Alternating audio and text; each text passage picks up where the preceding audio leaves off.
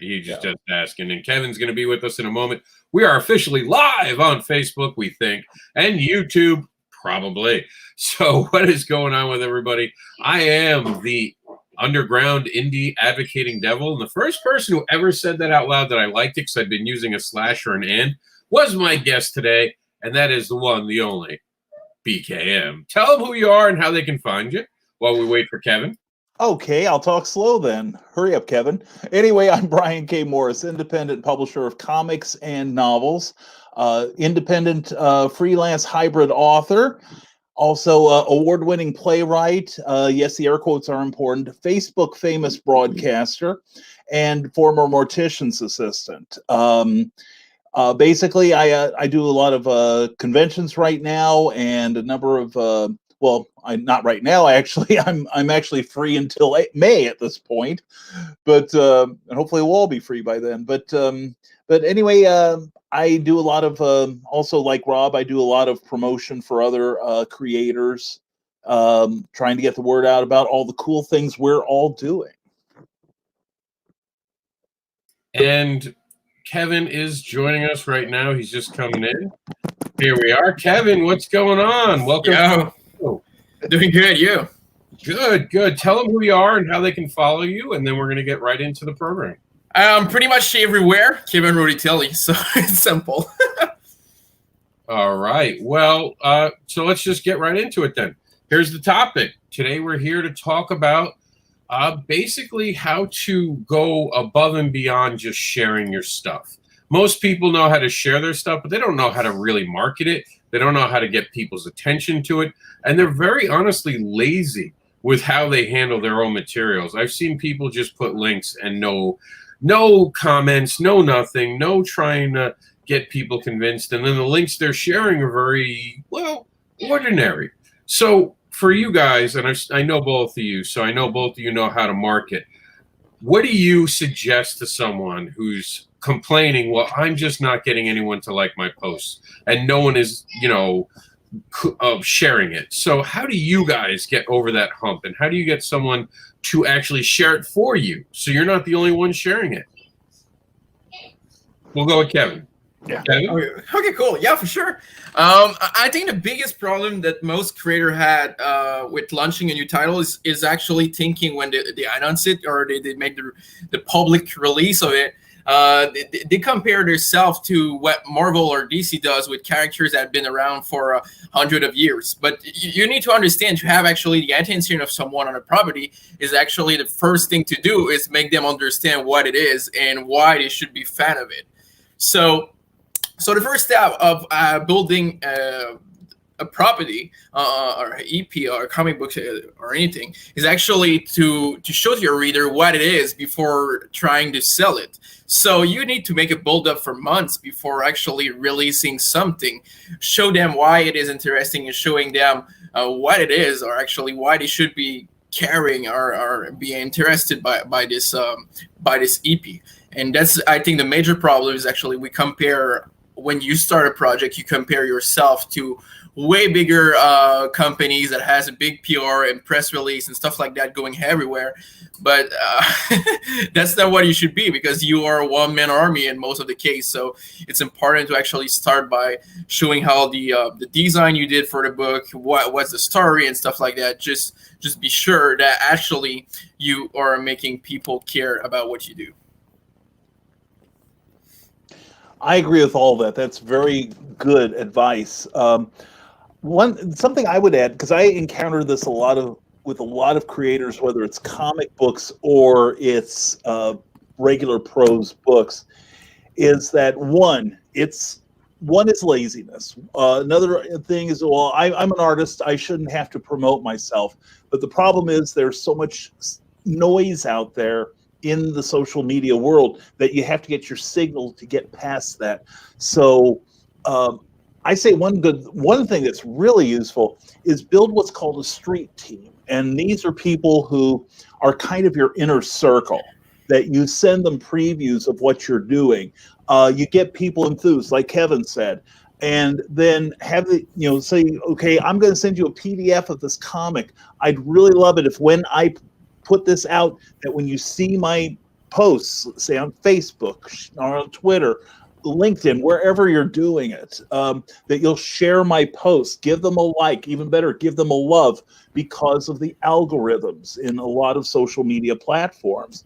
So having a good network, I think, is essential. Plus, I think a certain amount of sales are generated by the creator themselves in when they let people learn who they are and how they brand themselves.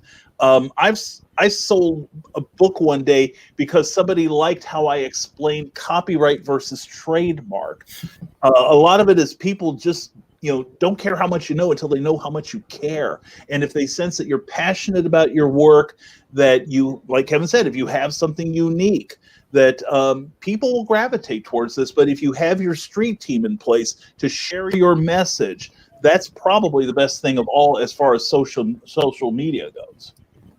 Now, here's a big one, and I see a lot of creators do this, and correct me if you guys think I'm wrong, and that's perfectly fine. But I believe that you have to know what you're good at and stick with what you're good at as far as social media platforms. I see too many people trying to conquer every single one of them every single day, and I think it's a wasted energy to try to be good at every single one of them as opposed to being really good at one or two of them. What do you guys think, and what platforms do you actually prefer using? We'll go with Brian to start on this one. Okay, no, that's a very good question, Rob. And for a number of years, people were told, well, you've got to be on Pinterest, you've got to be on TikTok, you've got to be on the Vivo and the newest social platform that comes out. Everybody says, well, you've got to be on there 24/7. And I agree with you completely. Just do the social media that you are at, get really good at that, and then see about adding something else. I'm primarily on Facebook because, as inefficient as it can be sometimes, it's still probably the best platform for, I think, a lot of comic book creators. I also do things for like my books on Goodreads, which also encompasses a little bit of comic book in there. And I've also got my Facebook set up so that anything that goes on my profile page also gets shared onto Twitter at the same time. So also I have my own dedicated page on Facebook, Rising Tide Publications, for my creative works and all. But otherwise, I think what you do is you wind up trying to do too much. You're not good at any of it. Like the old thing of, jack of all trades, master of none. Pick one social platform that you can have some real one-on-one with your potential customers, and then see about possibly expanding from there. But get good at one. But even any sort of social platform is better than doing nothing at all and waiting for people to find you, because it's not going to happen anymore. Yeah, you definitely you need to think about one platform for sure at first. I think that you should master a platform before going on any others, because most of the creators that are actually making a comics, you are a one-man army team or two or three maximum. You don't have a PR team behind you that are gonna make big press release or have a newsletter with 100 emails and a big social network around it that's gonna roll kind of alone just because of the numbers of followers there is on it. You are alone, so it's important to actually build a fan base on a platform. And just to go back with the first question, because it's kind of come together, the first customer you're going to have as a comic book creator is other creators. So what's the most important thing is actually when you start off, it's get into the community. And that's not a lie. Like every creator, if you create comics, you read comics. And the easiest people to interact with and to make as a customer of your book are creators, because they're hustling for the same dream and the same passion. So they are pretty easy to get into your bag, and actually same for them. It's sure that if you need to be it's a win-win situation for creators to support each other. So it's your first customer, and as well, they probably already got readers. So if they like your book, they're gonna share, and you're gonna bring their fan base to your fan base, and etc. You build off together a fan base, and so it's really important to focus on one social media, I think, at a time. Once you think you have mastered this one and you got time as well for operating another one, go on another one. For example, I suck at Twitter, but I'm really good at Facebook and Instagram, so I'm mostly on both of those platforms and never on Twitter, just because I don't master it and I don't have time or the employees to run a Twitter for me. So I stay off Twitter most of the time. All right. So how important is to be doing what we're doing now and being live? What does that mean to actually do something live as opposed to pre-prepared? We'll start with Kevin this time.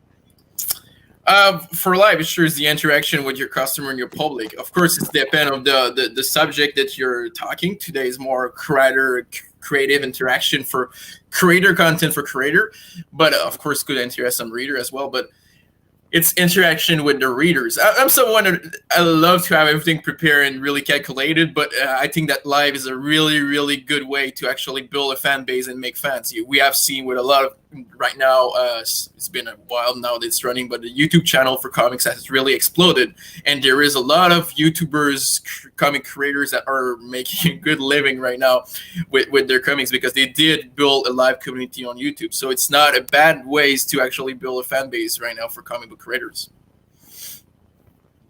And I'll amplify on that because I do a lot of live broadcasting on Facebook. Never mind the furthermore, Mondays and Thursdays at 10 a.m. Eastern time, and the Clever Title Pendings Tuesday evenings at 8 p.m. Eastern. Never pass up a chance to promote creators. Anyway, but no, I find that the live aspect very much fun because it forces me to think on my feet, which is good training for in-person appearances because you don't get any chance at a script at those and no retakes. I'm planning on doing some stuff on YouTube that will be scripted, but it will be also more of an educational thing where I need to have a concise message that's delivered in a certain way.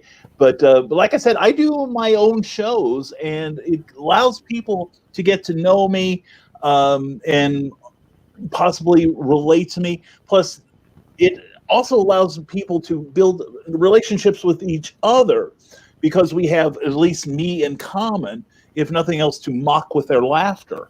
But on the other hand, like I said earlier, somebody bought something from me because they liked me, and it's happened a lot over the years that I've been doing this. So I think it's a chance for people to see the real person rather than the artificial construct that some personalities tend to be. I think live is a good way to go if you're comfortable doing it. If you're going to sit and stare at the camera with your jaw in your lap, then maybe live isn't your bag. But otherwise, I'd say give it a shot because, like I said earlier, any promotion's better than none. And I will also add that I don't always, and Rob will verify this. In fact, Kevin, I think you've shown at my shows too. I don't always promote myself. If anything, I am the worst self-promoter when I go live because I don't talk about my sales. I'm not saying please buy my work. And thank God Rob comes on so that he can tell everyone, would you just buy Brian's stuff for God's sakes? I rely on Rob heavily for that. Well, if you're not going to do it, someone's got to do it. I do want to read Chuck's point. Man, live is such a good way to go because it breaks nicely through the algorithm as well. Every time I've gone live, it has worked well, especially for Kickstarters and just for having a good time with fans. Now, that's an important thing, the algorithm. Now, algorithm is definitely something I get in trouble with, but it's because I'm going live so often. I'm advocating for so many people, and I'm willing to take the hit. Brian, you just recently started going live a lot more. Let me ask you right off the bat, are you seeing a negative response and suddenly you're not getting the same viewership and you're having trouble and you're being down throttled?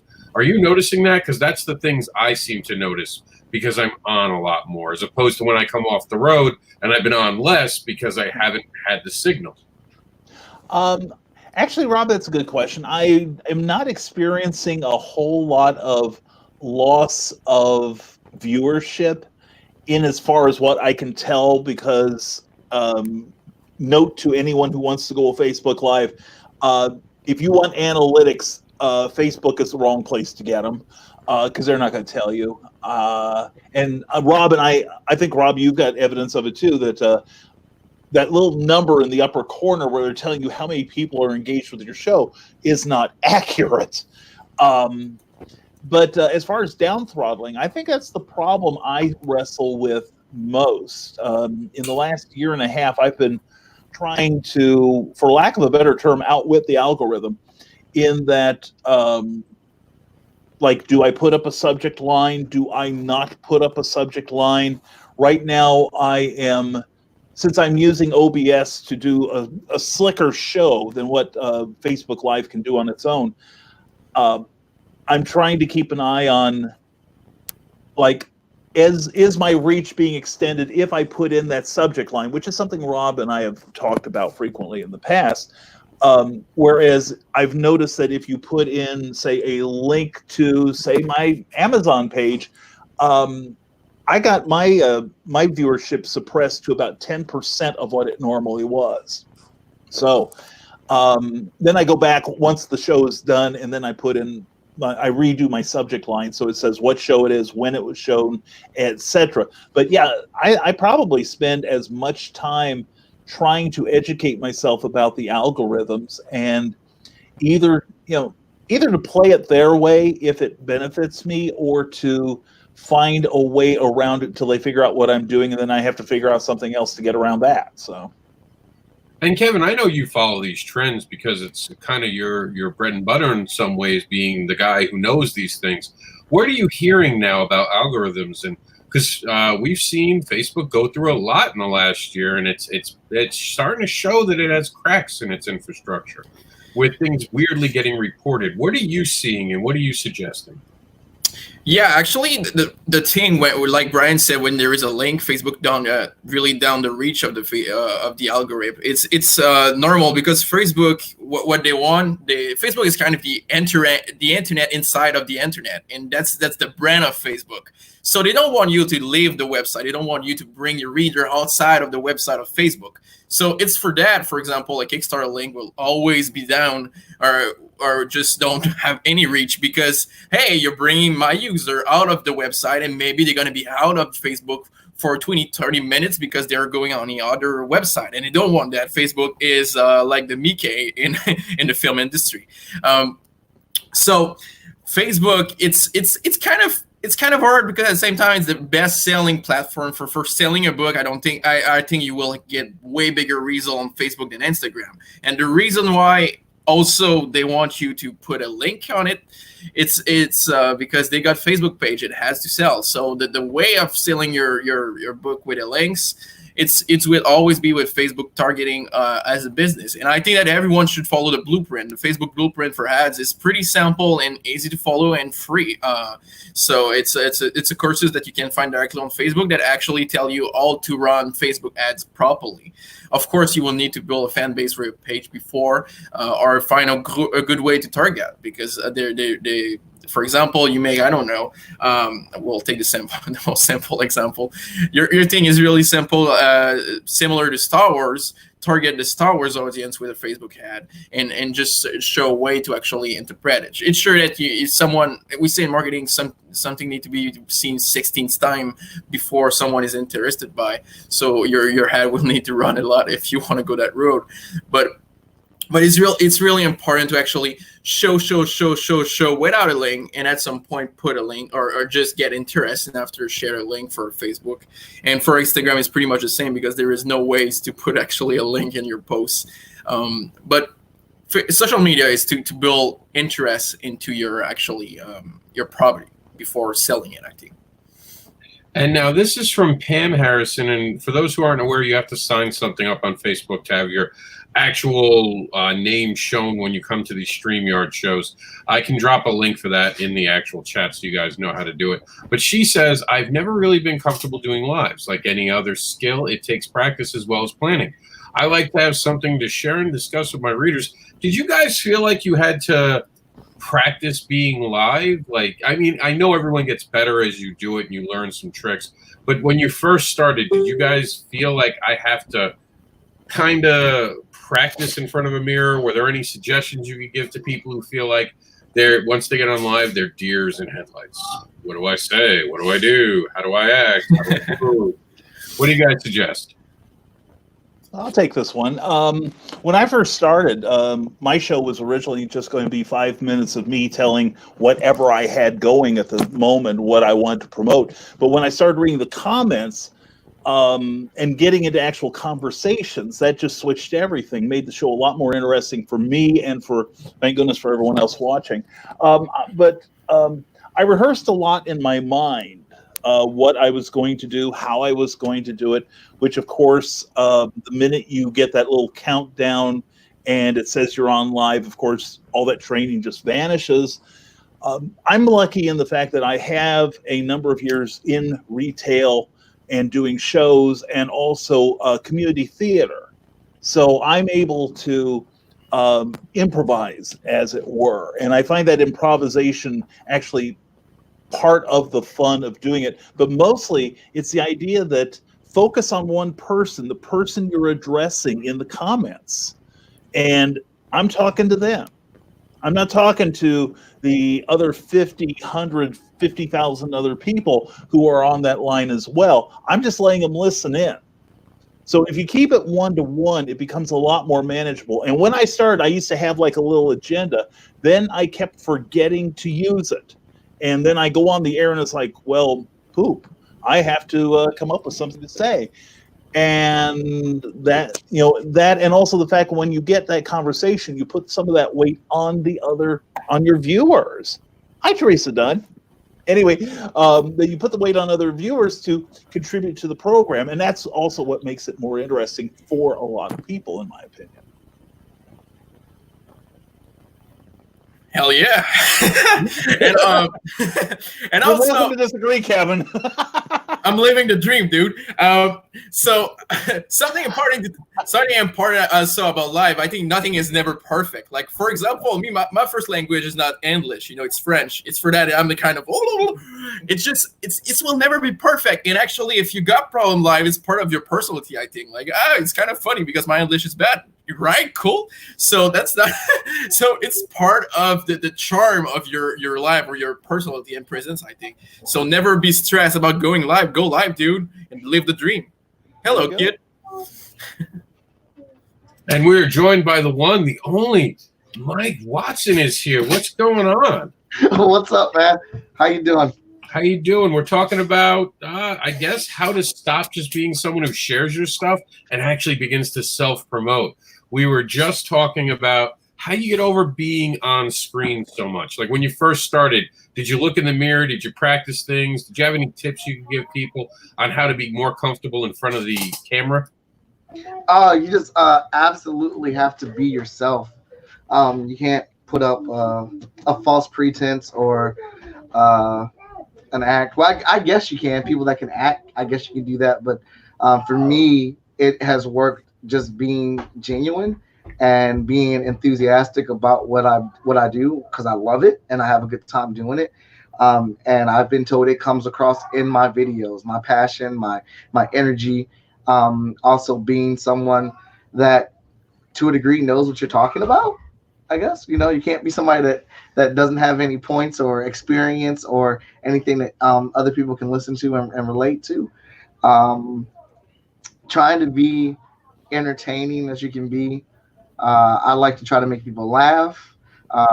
Over at Short Fuse, our thing is just like we're regular people making comic books, and a lot of people can relate to that type of thing, and being genuine and honest in the experiences that we talk about and discuss.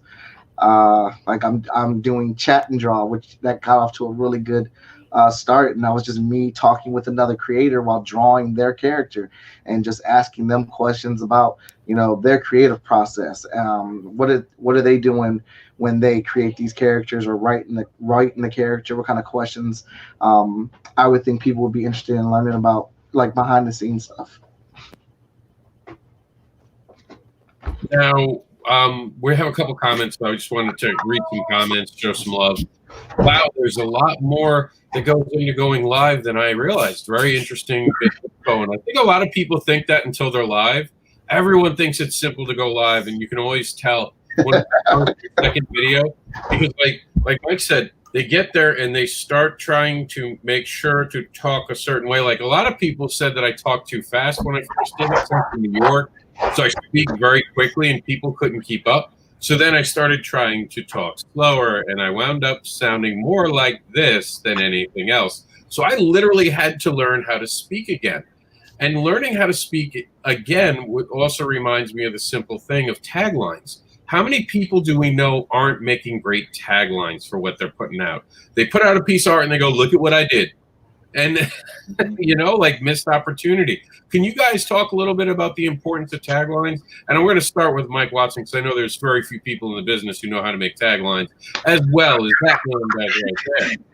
I was actually going to say my taglines are pretty weak, man. They're a work in progress. I've seen some people with some amazing taglines. I'm like, damn it, I wish I would have thought of that.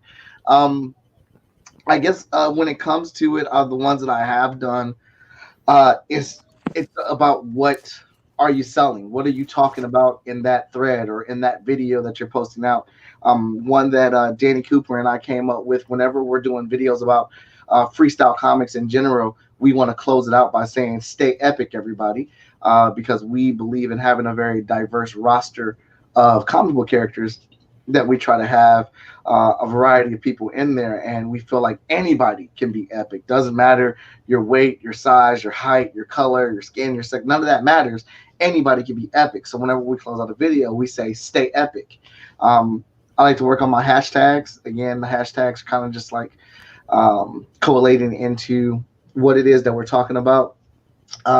There is one tagline that I can't take credit for, but I definitely wrote it, was Victor Dandridge came up with the Dare to Compare tagline when we boldly went into comic book shops and said, hey, whoever has Invincible from Image Comics on their pull list, I want you to give them a free copy of Hot Shot #2. And we dare them to compare our book with Invincible. Not saying that our book was better than Invincible, but really saying that if you like Invincible, chances are you're going to like our book. Now tell us what you like about it and what you don't like about it so we can make a stronger book.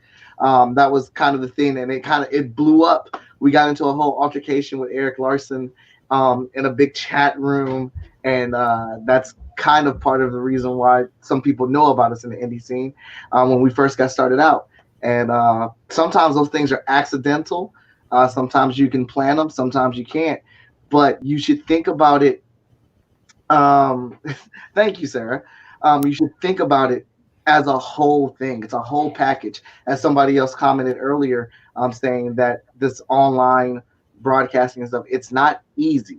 You got to look at everything. And like, I'm still learning myself, and I'm picking up something new every day. I've been watching Rob do his thing online. I'm watching other people, Russell Norty, Sean Mack, Victor Dandridge, Ren McKenzie. I've had a couple, Christina Shen, watching all these people and picking up on what they're doing and how I can apply it to what I'm doing to build a stronger online presence. So it's a constant learning curve, but you got to think of it beginning, middle, and end. That's very good. As far as hashtags go, since my platform of choice is Facebook, I don't do a lot of it because it's kind of wasted, I found, for Facebook. But when I go on Twitter, or I've even had a little traction on LinkedIn, of all places, although I have to kind of have a different message since it's more business oriented on there. So I'm more likely to promote a Kickstarter or my shows on there rather than the individual products, which I haven't gotten much traction with. But I agree, creative hashtags are useful, and particularly in something like Instagram, where people can you can actually attract different people who maybe don't know you exist if you have the proper hashtag. For instance, I got into writing horror a couple of years ago, and I started putting horror and Instagram horror writers and all the various other permutations of it in my posts, and suddenly I'm attracting a number of more followers because of it. So I think it has to do with whatever platform, primarily whatever platform you're using in order to not only utilize its strengths, but also not to waste your time in something that may or may not work. So that's it. And hello, Sarah. I saw you said hello to me. So, Yo, it's me. I think the most important thing about how those tagline and shit is to actually to be close to your personality. Don't try to be cool. Don't try to put something cool if it's not you. It won't reflect, or people won't believe what you're saying. It's you say like, hey, I'm the most badass dude in town, and you're actually like someone like me that look like a kid. No, I don't believe that you go to the gym like 18 times a week and just put weights on your shit. Just be yourself. That's my best advice for it. I think this is like the fundamental base of any social media activity. Just be you, and it's gonna work. If you're not you, it won't work. You're just a fucking liar. Yeah. Yeah. I'll tell you one that came to me by accident, and I've been using it. Somebody else had to point it out to me. In my intro to my show, I always say, hey, I'm the most enthusiastic person in comics. And that's backed up. Like if you've ever been to a comic book convention with me, you see I'm the loudest, most energetic guy there. I'm always laughing, smiling, just a lot of energy. And then I was having a meeting with some people from my job that swung by. And I was telling them about what I do in comic books and stuff, and said, yeah, I call myself the most epic person in comics. And then Victor pointed out to me, you realize that's a hashtag. Hashtag most epic person, most energetic person in comics can also relate as most epic. And I was like, oh my God, I did not even put that together. And that was just like an accidental thing. So that's the hashtag that I've been using for the last couple of weeks, because it's a dual play on it. Well, I'd like to announce my new hashtag, least epic. I don't think anybody's seen any of my shows and confused me with anybody who is too cool. All right. So, and which I think maybe is my strength. It's kind of like, watching a live performance by somebody who you know is going to screw up, and now you have a drinking contest to see how many times he does it, or you have bets with your friends as to which screw up he's going to perform first. So that's my appeal. That's what I'm trying to make look sexy. So Brian, no mixtape coming out from you? No mixed themes? Look at how I'm dressed, Kevin. This is pretty cool, man. Marketing. I don't have to worry about anybody going, ooh, the new Fonzie's in town. No. That ain't happening, I'm sure. Well, that goes right along with what Kevin's saying. You got to do what's genuine to you, what relates to your personality and how your audience is viewing and seeing you online or in a show. Anything outside of that, people aren't going to buy it because it's not what you normally do. That's true. Yeah, and your book reflect who you are most of the time. If you're a writer, I'm pretty sure in your book we're gonna find your personality. So actually, you're selling yourself while selling your book. I'm a freak with a low attention span. That's my thing. So. All right, gentlemen, let's move on to another aspect of trying to become someone who's self-promoting versus someone who becomes a noisy person. How do you stop from being that person that annoys people because you're just not hitting your mark? You're trying too hard. You're trying to hashtag everything, or you're trying to take over people's threads. Someone asks about the weather, and suddenly there's your Kickstarter link. How do you not? Damn, he's on to me. Oh, man. Because I've asked some funny questions. Someone dropped their link, and I'm like, I don't mind, but you're gonna look like a dick right now. I'm just saying. We're talking about sunny Florida, and you're talking about a horror story. I don't see the correlation, but all right. What do you think? What are kind of the golden rules they need to follow when they're self-promoting? What do you think, Watson? I think you definitely got to pay attention to the atmosphere, and do it when it's valid, when it's worth it. I do like to jump in on Marvel DC arguments whenever I see people arguing about those books, those companies, and how unsatisfied they are. I'll participate in that discussion, like give my 1 or 2 points about what it is they're talking about, if I know what's going on.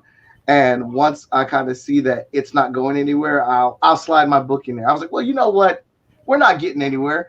You wouldn't be frustrated if you read Hot Shot. That's a book that I make. Here's the link for it. You can go check it out. I'll just slide my stuff in that way. but you definitely got to read the room. Like I said, I'm a very loud guy at comic book conventions. I think it's a place where you should be loud and active. But I read the room. Sometimes I will act first and ask for forgiveness later, or sometimes depending on the level of the room, I'll say, "Hey, you mind if I use my boom mic? Is that going to bother you? Is this a good volume for you? I'll make sure to be over here." And some people will be like, "No, man, you're fine. Go ahead and do your thing." Other people are like, "Hey, can you turn that down?" There's nothing wrong with it as long as you're being respectful and respectful to your neighbors. And if they're cool with it, have at it. If not, adjust it. Mm-hmm. Yeah, that's a good point about reading the room, actually, because every environment is going to be different. And especially on online, because there are a number of pages that simply don't allow promotion, or if you have the right kind of personality, something I get away with frequently because I'm a bit audacious. I know I'm waiting till you guys were sitting down before I reveal that, but I tend to somebody, like, for instance, if somebody's saying, like, my book isn't getting enough reviews on Amazon. Well, I wrote a book last year on why Amazon book reviews are important. And so then I will slip in my message and the link, and everybody goes, "Ha, he's kidding." And then I'll see this little spike, in my Amazon sales, and I'm like, yep, I was kidding, all right, you betcha.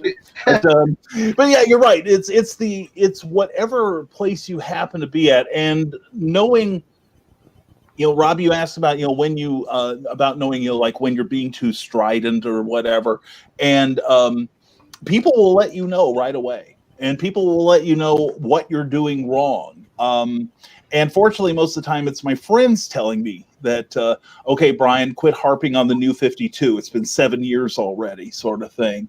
Or Brian, aim your camera a different way or whatever. That people will try to help you keep from being like a total jerk in this promotion game. And it is a real fine line sometimes between self-promotion and self-aggrandizement, where, you're just pushing your message too hard or sounding too desperate. Yes, Sarah, just be you. And I can't be you, Sarah. I'm not that cute. But anyway, let your sense of humor come through, because that's usually your best bet in dealing with anything. And don't be afraid to look a little stupid. So. Yes. Yeah. I've got that down. Yeah, and I think that the most important thing is actually before posting something or commenting or whatever, just ask yourself, would I be offended, or will I be like not cool with someone posting that under my post or just talking about that thing? And because sometimes it's ridiculous, guys. Just ask yourself, like, have I been really stupid? Like, someone posting his book random on a political post that someone did is like, you're fucking random, dude. just be sure to be at the right place at the right moment with your content, because actually it could be bad for your brand to be identified under something that is not your. You don't ever know who did post that thing or make that. Just be intelligent with what you do by looking where you are posting and what you're talking about at what moment, because it's real. Timing is important sometimes, and posting under a post about the World Trade Center, for example, it's maybe not the best place to post about your comics. Yeah, and Kevin, you raised a really good point there about like what you post, because years ago I used to post stuff that was a little bit political in nature. Sometimes I'd talk about my faith, or things like that, current events that would get under my skin or something. And eventually I realized I had to evolve my own message into who I'm voting for, how I feel about most issues. That's my business. Because it doesn't matter where you come down on certain things, particularly in areas of politics and religion. No matter who you stand with, you're going to offend at least half of your other audience. Of course, and especially for people like us that use their profile for promotion, everything you post is actually part of your promotion, because we were talking about algorithm before, and your politic post actually will probably you lose followers or maybe make some more interested in your team because they think like you. That's cool. But you lose someone through that. And if you did not talk about that, probably you will keep everyone happy. But the thing is as well, if your posts, for example, you share an article about, I don't know, an actor that died 20 years ago, no one give a damn about it. So you got no likes, and you just actually kill your algorithm for your next post about your comics through sharing everything and memes that no one care. So just be sure that you always stay in business because your Facebook account is part of your business and your marketing plan. So be sure that you always stay on that plan and you don't start using your Facebook account like a normal person in some way. Yeah. And someone loves your accent, by the way, Kevin. Thank you, Sarah. Thank you. Merci beaucoup, ma chère. Now, there is something to be said about being political, but there's also something to say about connecting with your fans. Oh, yeah. And I've learned this the hard way, being deemed the indie advocate. People made me a cardboard cutout and expected me to behave a certain way, and actually started to tell me how I had to behave. And most of you know the indie devil I am now and the underground indie devil I'm becoming. So you know that I broke that mold to teach people not to tell me who to be. But how do you balance that? How do you balance this is me, I'm a human being, versus this is everything I believe in and you must follow me now? How do you stop from being the person that's sharing too much as opposed to sharing too little? What do you think, Mike Watson? That is a thin line, and it's a balancing game, constant balancing game. Because there's things that I want to comment on online, but you kind of have to pick your battles. You have to pick which ones are actually really worth the fight, worth saying something, or is this just noise? You got to be able to distinguish when it's just noise and people are just yelling and making comments to make comments, versus is this an actual discussion where opinions are going to be respected whether people agree with them or not. And then sometimes there's just things that that I reach my limit and I just got to dive in and I have to say something. I have to speak from my perspective and see if someone hears it, whether they do or not. But mainly on my page, I keep it lively. I keep it active with comics, cartoons, and movies, all that type of stuff. I want to keep my page, I guess, bright and hopeful. But every once in a while, I can slide in on a topic and express my opinion when needed to, when I feel like it's needed to. As Kevin's saying, your Facebook page, your Twitter page, your Instagram page, your Tumblr page, those are all your businesses. That, like, when you're out here selling and promoting yourself, those are business accounts. And I'm not gonna lie, I want to make as much money as I possibly can. And if I am making money from people that have my same political opinion versus people who don't have my political opinion, money's money. That's why we live in this country, because we don't have to agree about everything. And just because people don't see your perspective doesn't necessarily make them an evil person. You gotta do a lot of digging to find some evil people. I know a lot of people I disagree with, but that doesn't mean that I dislike you and I can't have a conversation with you. So it's a balancing act, like I said, and you're just picking and choosing your battles. You can't jump into every single battle, especially if that battle's going nowhere. Yeah, it's funny. I actually had to create something where we learned to debate for two reasons. One, I needed to clear out people from my friends list who are reporting things. There was a group going around reporting some things that weren't even just mine, but I knew that by having an open debate, it would out a lot of people at who they were. Because let's be honest, in comics, we can't carry the weight of people who are very judgmental. We just can't. Because one day I'll promote the puppy book, and the next day I'm going to promote the Barber Unleashed book. And there's going to be someone who wants to be offended. And I stress that. You choose to be offended 90% of the time. There's a difference between creators creating something you don't like and something that is offensive. Watching someone tortured to death on television, yes, that would be offensive. Someone getting spanked, not offensive. You just don't like it. Let's be adults. Let's admit that there's just comfort levels and stop calling it something else. And with that in mind, we created Debate It, and it became something that actually taught creators to talk to each other. Have you guys noticed that in your line of being these people who are self-promoting and doing these live videos, that people have really lost the ability to communicate properly what they're thinking as opposed to just coming off as a harsh person because you know them and you have to kind of referee fights between two friends that don't know each other? I've not had a lot of experience in that regard, Rob, but I admit that sometimes, like when we do my live shows, that sometimes because of typing, spelling, haste, and getting your thumbs across the keyboard, you wind up saying things that you don't mean, like where you say, well, I am, I was there when you meant to say I wasn't there, sort of thing. Or you don't form your thoughts before you spew them out because you want to be the first person to weigh in on something. I think one thing I've had to, quick aside here, that I've had to look for on my profile page, which I want to be for the most part, light, although it's not always light these days, because I'm trying to disperse information about the current situation. But there are sometimes I will post things and I will say, okay, I demand that you all talk civilly about this, because because sometimes I will post these things like Rob does, to kind of cull the list, kind of thin the herd, and get some people out who could be disagreeable. And I will put on there, it's like the current situation, for instance, can be very political in nature, very politically charged, and can bring out a lot of really angry debates about aspects of it. And I will post something and say, hey, listen, here is, like, I want to talk about the science of this situation. But if you turn this political, the ban hammer will fly.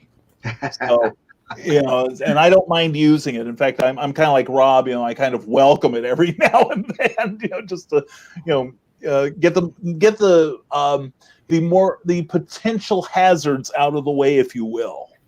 Mostly because not because I can't defend myself, but some people who cannot defend themselves may get embroiled in the conversation. I'm kind of looking out for them too. So, go ahead. Yeah, my simple answer to all that is actually I don't have time to deal with that, so that's my solution. Too busy writing. Yeah, I hear you.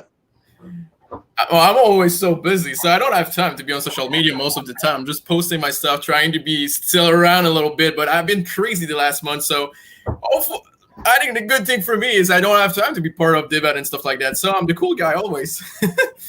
I did Kevin's background because I have to look at it a couple times. That hand on my left-hand side, it looks like it's his hand right in front of the camera. And so I keep looking like, what the hell is Kevin holding over there? Dude, it's a Clockwork Orange poster. Yeah, I thought so.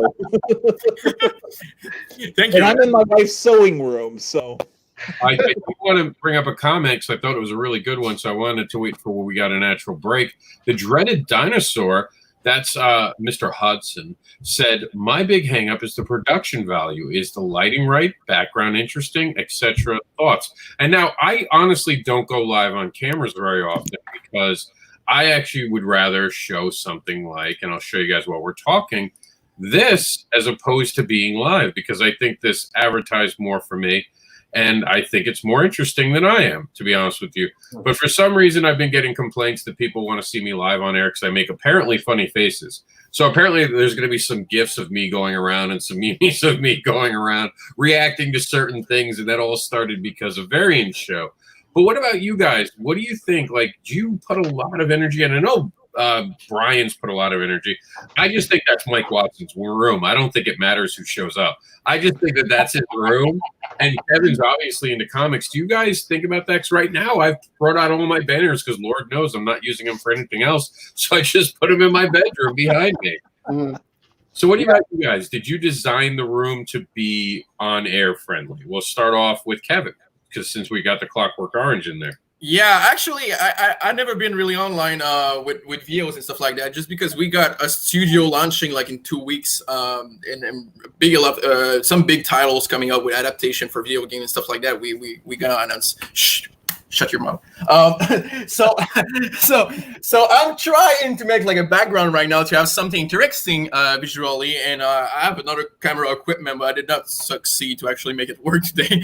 But I think the most important thing, if you want to start to go live or make video and stuff like that, remember that most of the biggest filmmakers of all time started with cheap-ass movies in black and white with cheap-ass camera, bad acting, and stuff like that. And most of those films has been masterpiece, and there are the movies that we watch the most. And still, for example, the first Mad Max are P from Darrenowski or Memento or stuff like that. And big movies that actually started career were done with nothing and really bad audio video quality, and they actually started big career in filmmaking. I think of course, live stream is not a masterpiece of film from a filmmaker, but you understand what I mean. Like, if you want to start, just start. That's those greatest filmmaker of all time did, and they are now in the Hall of Fame. So you could be in the Hall of Fame of life, big boy.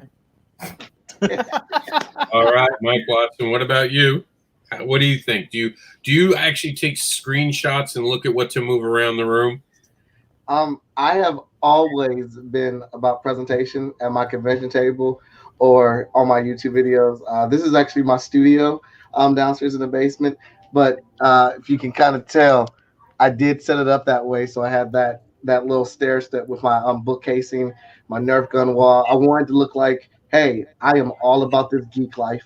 And this is where I draw, because this is where I get inspired. This is my comics, my cartoons, my movies, all that stuff. So if you're just starting out, the one key thing is it should look pretty neat, I guess, not trash and stuff everywhere. When you're setting up, I don't have any banners. I am trying to get one made, but I can never choose the artwork that I want put on there because I'm never satisfied with it. But I remember Rob, the first one I joined on Rob with these, he had this convention table set up, and I was looking because I was behind stage. I was like, oh shit, let me go get something. And I got my table and I set it up with my comic books and stuff. And I actually like how that ended up looking up. But yeah, I'm always about presentation and looking at things and how it looks. So like where the camera is right now in my room is how I want it to be. So you can see my art desk when I'm drawing. You can see the toys and stuff behind me. You know that I'm about this geek life. So let's go live to the sewing room with Brian K. Morris. Talk to me when this is over, Mr. Watson. I've got a great idea for your banner that's worked for me for years. Anyway, okay. Well, why don't you share it? Okay, I'll share it with everyone. My banner is generally a picture of myself in all my fezzed glory, along with my social media contact information, and that takes up about call it a foot and a half of my vertical banner. The rest is blank. And then I attach photocopies of the things I want to promote at that show. Oh. And I stick them up on the vinyl with a poster tack. So that way, let's say I'm a book show, I'm going to put up my AnderSiN, my Volcana, my original Skyman Battles of Masters theme, all of which are available on Amazon. Who says you can't promote on this show? And when I go to a comic book show, I'll put up my the Advocator. I'll put up the Ghostly Tales of Spencer Spook. It depends on the venue. Also, if I'm at a horror show, I'll put up like the horror-based stuff, like my my Bachelor's Grove book and AnderSiN, and then kind of downplay the more superheroic stuff I do. So, if that will help you. Hey, I can level you up, Brian. I can actually take that idea and make it better. And this is why us creators need to talk to each other. Exactly. Idea, use magnets instead. You actually put a magnet on either side. It holds it in place. You get tiny ones that are the size of watch batteries. Hold everything. Yep, there you go. Holds things perfectly, and you don't damage your poster, your backdrop with the thumbtacks. Right. That's why I use poster tack, because I can just take a piece of poster tack and just kind of pull up what's left. So yeah. But anyway, Kevin made a good point returning to the question about doing this sort of thing. And I agree, just do this. You don't have to spend hundreds of dollars on fancy equipment. I bought a $40 microphone 6 months ago. That's about all I've invested. I'm doing this right now. Like right now, my lighting is good, right? It's a three-headed lamp over net area for my overhead lighting. I've got another lamp just over my shoulder here. In my room, I bought a couple of multi-headed lamps that I shine from different directions, including one that bounces it off the ceiling to diffuse the light, because overhead light is useful too. I'm like I said, I'm stage trained. I understand lighting, how important it is. Microphone, most of the time, like right now, I'm using the microphone that's in the laptop I'm talking to you at. And as far as most of the time, I try to have the camera basically, so we're face to face.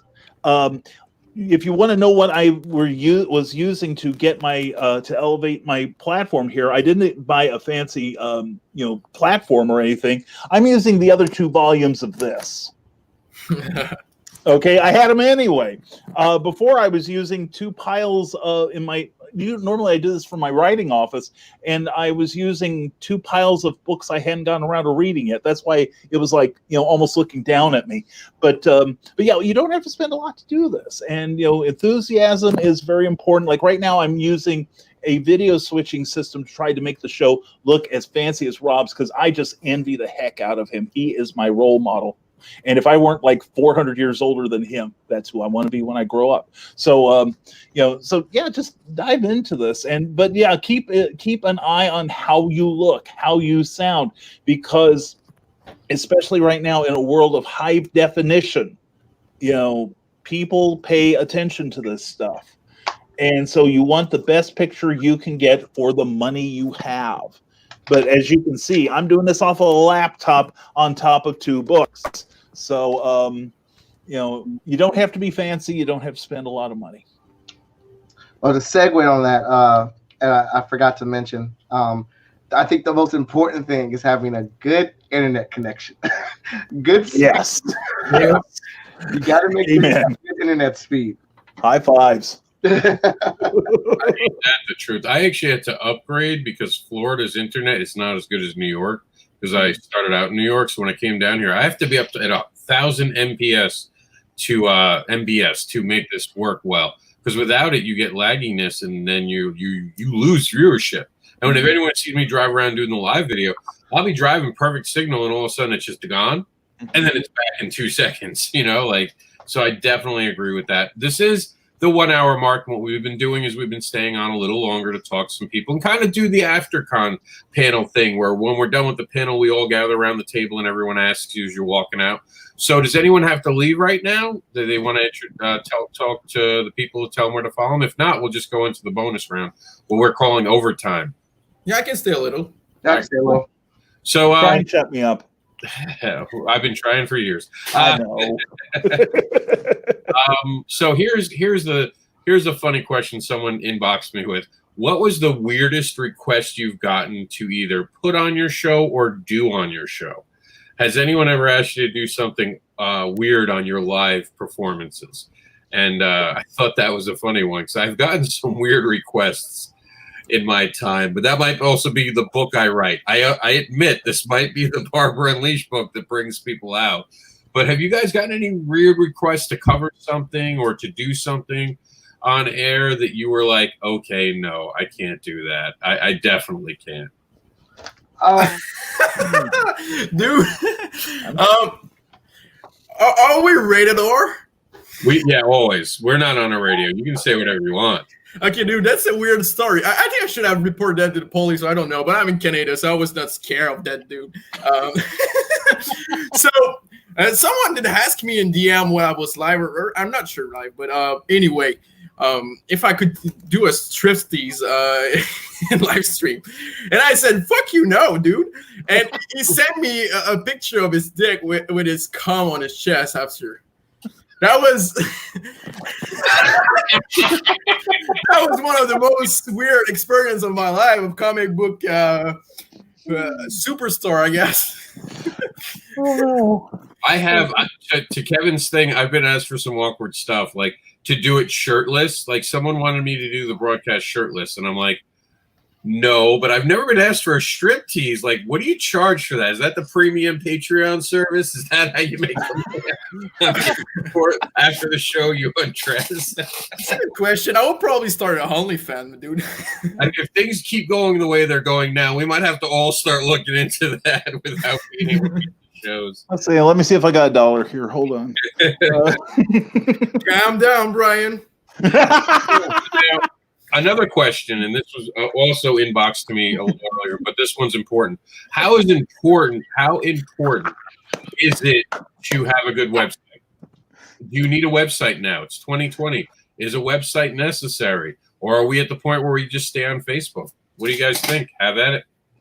I think a website is necessary, depending on what level you're at in your business and your promotions. Right now with Short Fuse Media, we have about 25 different comic books on there that we publish on a regular basis. And we do action figures. We have merch, T-shirts, and stuff like that. So like not like at that level, we need a website. We're a full LLC business. Just for the fact of being an LLC, you want to have a website. It's a simple thing, but it adds credibility to who you are and what you're doing. Just being able to say, hey, hit me up at www.whatevertheheck.com. It's just a nice thing always to do and always sounds professional. But when you're starting out, I don't think you need a website. When you're first going out and just getting your feet wet or whatnot, Facebook, Instagram, Twitter, Tumblr, I think all those tools work well for you as a beginner. But once you start to solidify yourself and you're starting to do certain numbers, I think you need to get a website. Yeah. I would agree with that. A number of people I know who are creative are using Facebook as their website. They'll buy a domain name and then have it link back to, say, their business page or whatever, and that's fine. I would say that credibility with other professionals is what the website is for me at least, because they can see that I do have a portfolio. But as far as dealing with my readership, I'm finding Facebook to be much more user-friendly for that, because that's just how my Wix site is set up. And maybe one day I'll cut loose some money and actually like create a grown-up website and stuff. But as it is right now, it is mostly just a most of the time my website is a hard hat zone because I'm always fixing. Yeah, keep your PayPal me like ready. Yeah, there we go. There we go. I'm working on that. Are you asking for a striptease, Pam? Yeah. Okay, cool. Yeah, PayPal for my stripteases. And oddly enough, Kevin, no one has ever asked me to remove my clothing. I don't understand it. Wait a minute. Oh, wait a minute. Well, my wife is speaking up. Hold on. I'm letting her run a line of credit.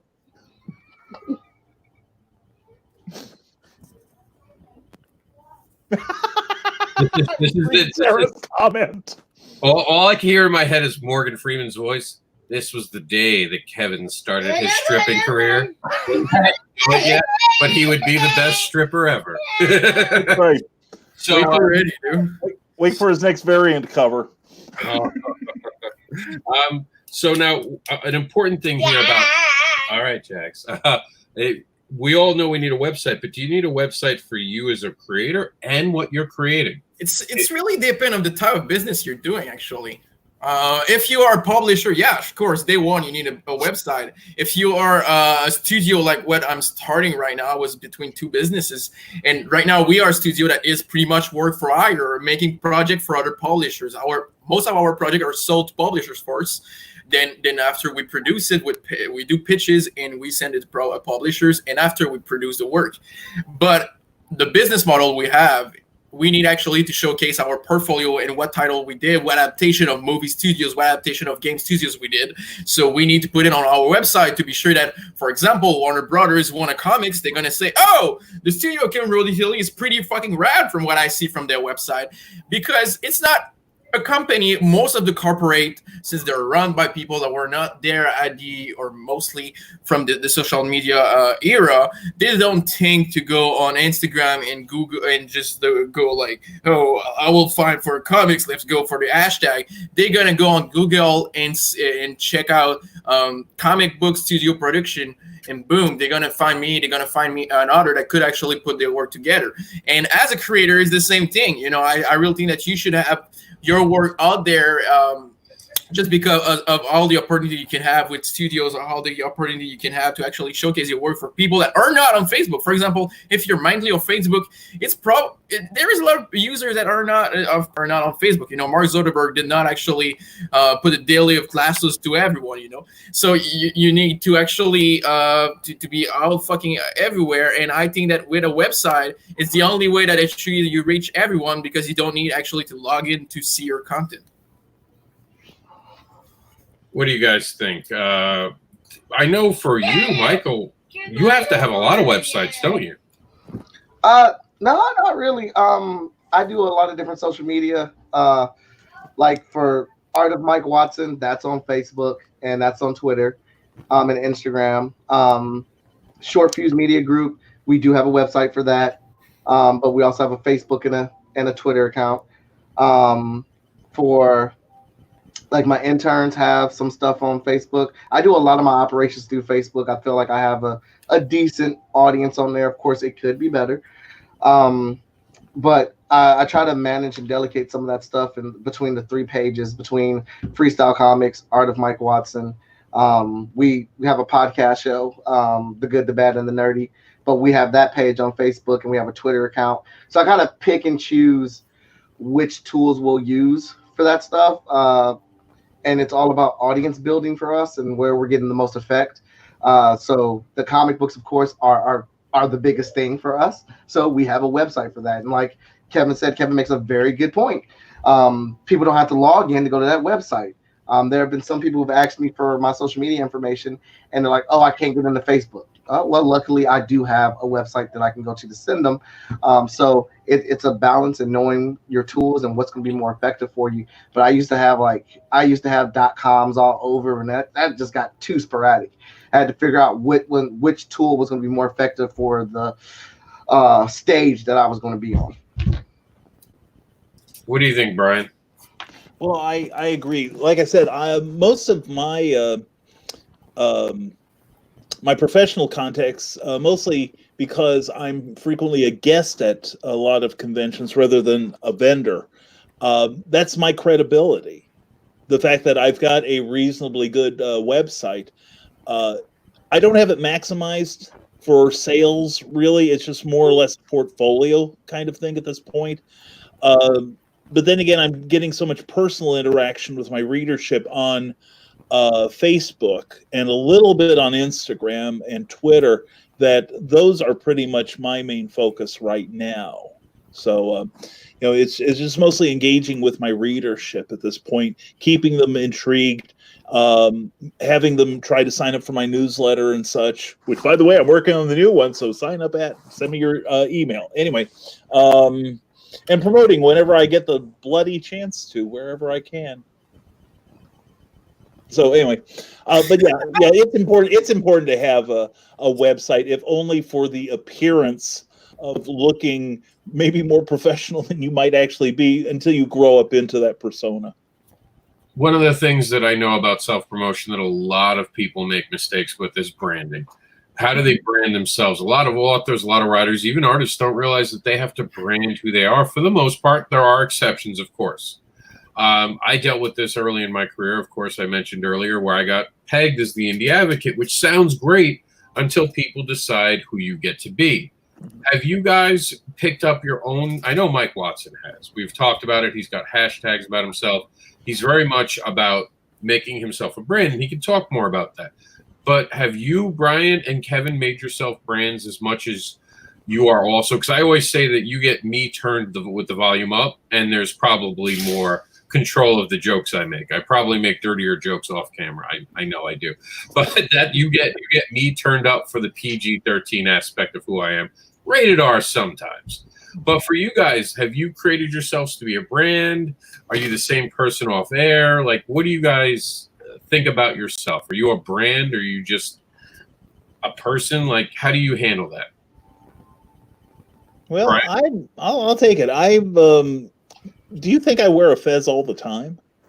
No, I actually think you do. I think you go to bed. You have the old school pajamas from the 1800s with a fez. I told you I don't wear pajamas. Anyway, but no, that was something I wrestled with very early. Once I started doing the self-publishing thing, was my branding. How do I want to appear to the public? The fez and the bow tie are very useful because I'm a Doctor Who fan, and I've started a lot of great conversations that way. Also, the fact that, like, for instance, and I think this is, if somebody else doesn't think this is a problem, that, we'll agree to disagree. But I've gone to so many shows where somebody is saying, buy my comic book. My comic book is awesome. And I look at their shirt, and we'll just assume it's clean, for one thing. I've seen people go with torn clothes and everything. You just don't look really attractive to the majority of people. But the fact is, if for instance, if Rob was promoting Barbara Unleashed, and I see he's wearing a Wolverine T-shirt, isn't he kind of saying, I wear this T-shirt all the time, I've got a nice product here, but I think somebody else's IP is cooler because I went and bought theirs. Mm-hmm. Yeah, maybe I'm wrong, but I've always, I always try to keep my branding in mind, which is why I dress the way I do, which is why I have the sideburns. How I approach people, even the colors I use in my display, they were thought out beforehand as to complement the colors of whatever I'm putting upon them. I have different configurations for different shows for my displays. And as far as behavior goes, sad to say, this is pretty close to me. Can't do much about that. The only thing is the me that you see now, I'm being careful not to swear as much as I normally do, which I should work on a little harder. But and like I said, I'm like I said earlier, I don't share a lot of my more personal opinions in public because I don't think that, for instance, this is the forum for it. Know where you are. But yeah, I think branding is something a number of creators should take very seriously. If you're going to wear something neutral, something that looks nice, or even better, your own logo. You're going to leave that convention, be your own advertising, I say. So, there's just a lot that goes into this that I have thought about, and I continually rethink it as I go down my journey. Yeah, and personally, I kind of have a different approach than you because I guess it's reflected kind of personality we have. But me at the beginning, when I started comics, I was really trying to actually create a really neutral persona and just be not myself and be something that I think that everyone would say, oh, that guy is cool, that guy is cool. And I stopped it. And the reason why I was doing that is because I am the marketing director of an MLB affiliate team, so it's always neutral what we do. I'm also the marketing director of a con, so it's always neutral what we do. But at some point, I understand that with myself, I was just getting boring of actually promoting or getting boring of bored of making comics because I was not enjoying the journey because I was treating myself as a product that I was not. I think that we are a product as a character, as a creator, as the book as well, because we're part of the marketing is part of all you consume a product. I think if you got a better, good marketing, there is a lot of chance that the customer really enjoyed the book more than you will without marketing. Or, for example, a person sell the same book than your book, and the person enjoy more personality and enjoy not personally the other. You will maybe really love your book and hate the book of the other one in the same book. That's all his work. Because he didn't like yourself, he didn't like the book, and we'll work a lot like that, especially for the youngsters, because we are the Instagram influencer generation. And actually, you live by those cool chicks and bikini. Oh, but what I'm saying, what I'm trying to say more, I was trying, not saying. You had me at cool girls in bikinis. Oh yeah, we do. But and I love your app, man. I would love actually to go to the theater with you and put some parkour in it.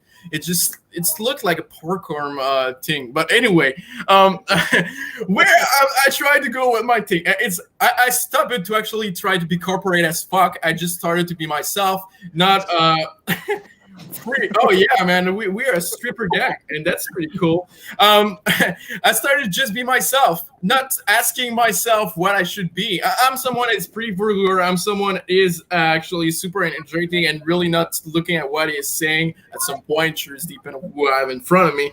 But I'm just myself online, and if you enjoy myself, you're gonna enjoy my book because they reflect what I put in. My book are vulgar, they are violent, they are really video game and young-ish in what they are. It's for that most of my audience is video game people. I'm making video game comics in some way more than comics audience because that's what I am. I'm that generation that grew up with video games. So I'm writing about guys shooting ads in after saying, "Haha, you are a dickhead," and I found that funny, you know.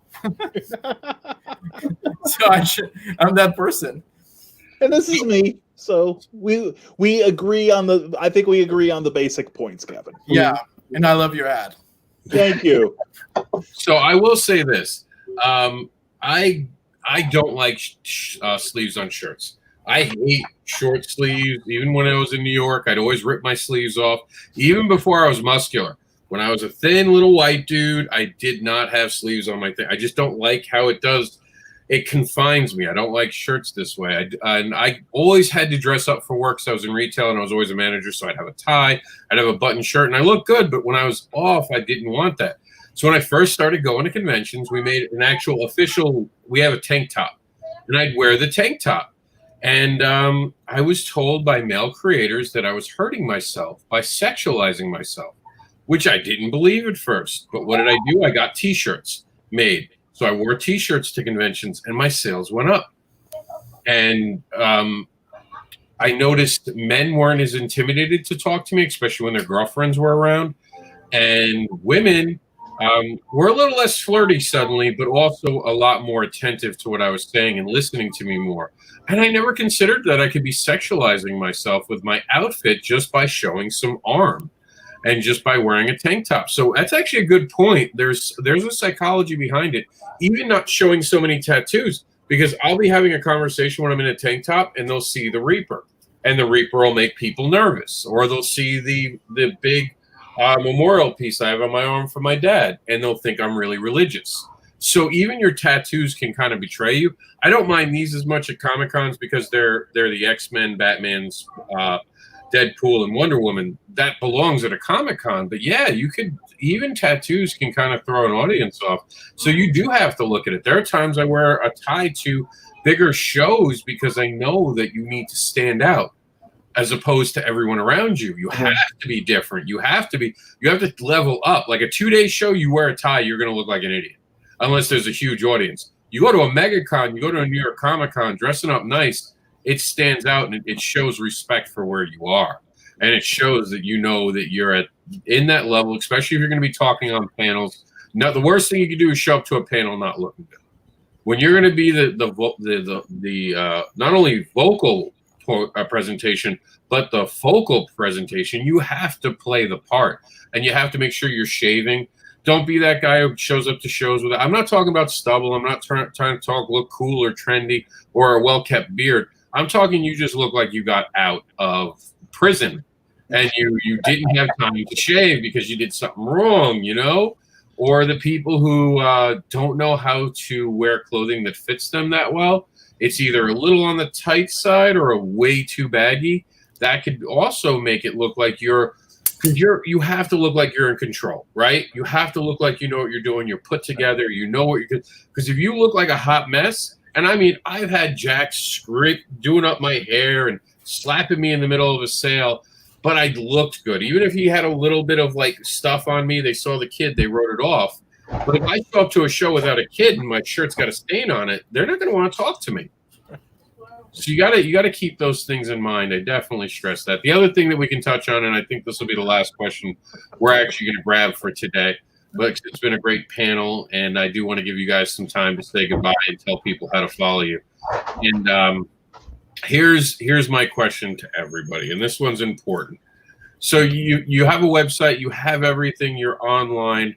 How do you break apart from the pack you noticed? What can you do just as yourselves? What do you do? Let me put it that way instead, to really show the world that this is who I am, this is what I create, and how have you begun to build that audience to be around you? We'll start with Mike Watson, because Mike Watson wears a lot of hats, so he's probably got different methods for each one that he does. For example, when I'm doing my Dear Creative show, I rock the Dear Creative hat that my buddy Stefan Santiago made for me or whatnot. I do a lot of graphic design for the show. Actually, I have Camry Lapka coming on this weekend, and coming on this week for the episode. So I've made a banner with her featuring her artwork, myself, and kind of the topics that we're going to be talking about on this week's episode. Posted it, tagged her in it, asking people to put questions on there that you want us to discuss. And then I'll update that thread with new topics that we'll be talking about or whatnot. I'm a big graphics guy, so anything that I do, I try to make original graphics for it or use thumb stoppers to catch people's attention with it. When I'm promoting my comic book, when I promote my comic books, I try to think in the same vein as Marvel and DC does. I don't, while I respect the title of an indie creator, I don't let that limit how I create. I think like a mainstream creator. For our last 3 Kickstarters for Freestyle Comics, I picked whatever the hottest movie trailer was at the time that was really popular. I took the same beats and story beats of it, and I made a trailer for our comic book that went to the same music as it and told not a similar story, but told our story. So when people saw that trailer, they're like, oh, shoot, this is very familiar. What is this from? But they're looking at our comic books and our characters getting involved in this stuff. And myself, I try to put myself out there as much as I possibly can. I feel like I am a very genuine person. Like when I'm talking about comics, I love talking about comic books and the craft of making comic books and stuff like that. So those are a few of the things we're doing or that I try to do to stand out from the crowd. I was a little late to the online bit of during this quarantine because I was seeing what everybody else is doing because I normally do stream and I wanted to see how I could do it differently, which is why I'm doing the chat and draw and my 3-2-1 draw where I give parents a break and their kids can and work with me, or my map to making comic books. Just trying to promote these things visually that people don't normally see, because I notice a lot of people will put a post up and it'll just be a lot of verbiage. Well, I think some people sometimes don't want to read a bunch of shit and they just want to see a cool picture, and I'll say, hey, what's that? And then, that's my hook. Then I got them in there. Most epic! What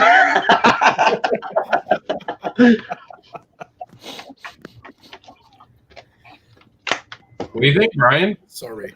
Well, I think he's on the right track there. That's all excellent advice. I agree with every bit of it. And he made a good point about emulating the bigger fish in the sea.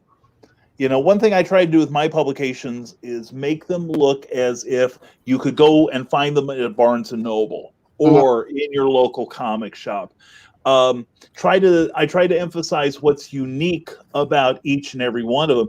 And you mentioned finding what's unique about everything. When people come to my table at shows, I've got an elevator pitch for everything. I can get it in 2 sentences, because I've had actually people thank me for not wasting their time. Mm-hmm. I was at a C2E2 a number of years ago where a well-intentioned creator told me everything that happened in the book, all the way from page 1 all the way to the end. And then he's like, would you like to buy a copy? It's like, no, I already know what's going on in there. So have like 2 sentences. The one I always use as an example, if you think you can't make something sound good in 2 sentences, in the 19th century, a young man signs aboard a whaling vessel and discovers a brand new way of life. However, the insane ship's captain is bound and determined to destroy the white whale that took his leg, even if it means the lives of everyone on board. I have just described Moby Dick by Herman Melville that everyone wishes their high school English teacher did. Okay. So if you can convey the excitement of what you're doing in just 2 sentences, and and especially now with people's diminished attention spans, if you've got like 6 products on your table and you can go 10 seconds, 10 seconds, 10 seconds and get them indoctrinated. And that's kind of how you pre-qualify people too, in that if you can't hook them with those first 2 sentences where they're going, hey, tell me more about this one here, or they pick it up and start flipping through it. That's just one thing. I think the thing is to also make your message unique, fill it with humor if you're able to, or pinpoint the one thing that makes that one product so very unique Like my Volcana book, I talk about strong female characters. With AnderSiN, I talk about inappropriate humor. Just find what is unique. Like when I do Nature Boy, I talk about, this is Jerry Siegel. He helped create Superman, sort of thing. Find that one element that is really unique to what you do and hammer that home as soon as you can to the potential customer. And don't be afraid to name drop as well when you promote your shit or while you're talking and making pitch. I mean, when you're at a con or online, you're all talking to geeks, and geeks are fans. So if you say that your EP, for example, is a mix, it's like Spider-Man meet Mad Max, well, people will understand directly what it is. And if they're a fan of Spider-Man and Mad Max, they're going to buy it right away because it will be like, oh shit, that's another thing I could really love. Really?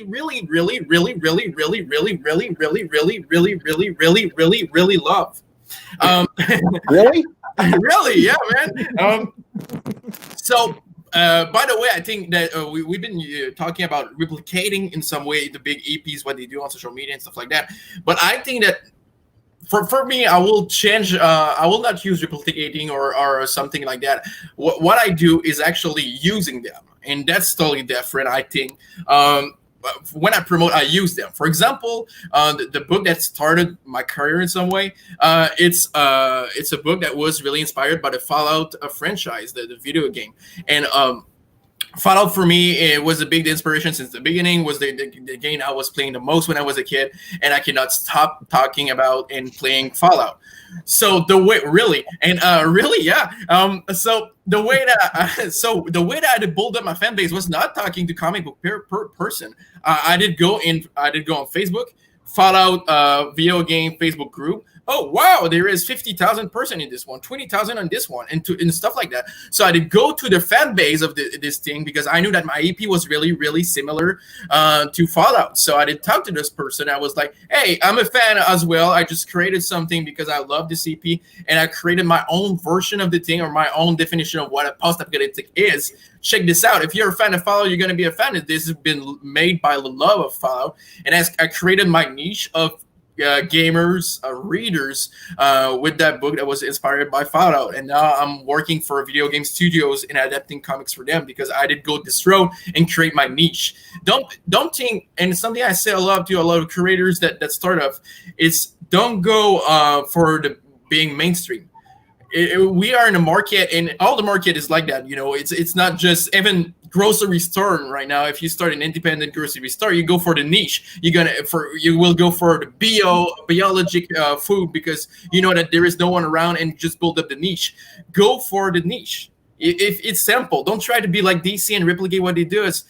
For me, it was like that. Of course, depending on what you're doing, but for me, it was go for the niche you are actually talking to. Look at yourself, look at your product, and say, "Oh, I will make a good amount of money if I go that niche." And don't be a small fish in a big aquarium. Be the biggest fish in a small aquarium is way more. It's lucrative. All right, guys. Now, a lot of people like to call us a community. We're really not a community. We're an industry. And as an industry, you need to be professional. And you've had 3 great people on this panel today talking about how to be professional. I've tried my best, but I have not looked as good as these 3 people. So I want you to follow them. So we're going to go in the order that everyone came in, and we're going to let Brian begin the ending by telling us where to follow him. Also, Rob knows I'll suck all the oxygen out of the room if I go last. Anyway, I'm Brian K. Morris, independent publisher of comic books and novels. I can be found on Amazon and Smashwords, as well as on Facebook. Also, my page, Rising Tide, where we have fresh stuff every day, inspirational, educational. Please come sign up for it. We'd love it. Also, I have a monthly newsletter. If you send me your personal email, which I promise not to share, we'll get that out around the 1st of every month. We're currently working on the new edition. Plus, I'm also at risingtide.pub. That last part is very important. That's for publishers, not restaurants.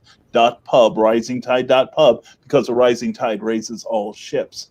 And I'm on other social media, and I'm wherever Rob tells me to be.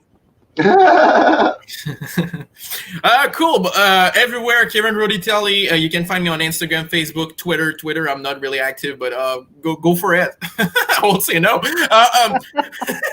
But also, I got really exciting news coming up this week or next week. We're waiting for a contract before AnderSiN editing. So check this out. New studios making really great comics of EPs that you know. Coming out from me and Rob Cannon, and also my comic book of Freak Snow coming in comic book store when Diamond restart. So yeah, stay tuned. All right, you can catch me on Instagram, Twitter, and Facebook as Art of Mike Watson. Also, my founding comic book company, Freestyle Comics, on those same networks. And you can find Short Fuse Media Group online at our website, www.shortfusemediagroup.com, along with Facebook and Twitter. You can locate us all on there. Message us, follow us. You can follow my YouTube channel, Dear Creative, on YouTube. Give me a follow, give me a like, give me a dislike. I don't care. Let's have a conversation about it. You can't hurt my feelings, but I love to talk. I want to thank everyone for showing up. This was an amazing panel. I hope a lot of people learned a lot of great stuff. This is definitely something you should be taking notes to and watch it again. Please share it. And I thank everyone who showed up in our chat rooms today to make this show amazing by saying some amazing stuff. We're going to be back on Tuesday, Wednesday, Thursday, Friday, and Mondays every day of the week as long as we are in our current situation. And even after that, you can come back and view these videos. Thank you for being part of it. This is brought to you by the OnCon Experience, brought to you by IndieAdvocates.com. We'll see you guys at the next panel. See everyone later. Thank you. Phil, you're welcome.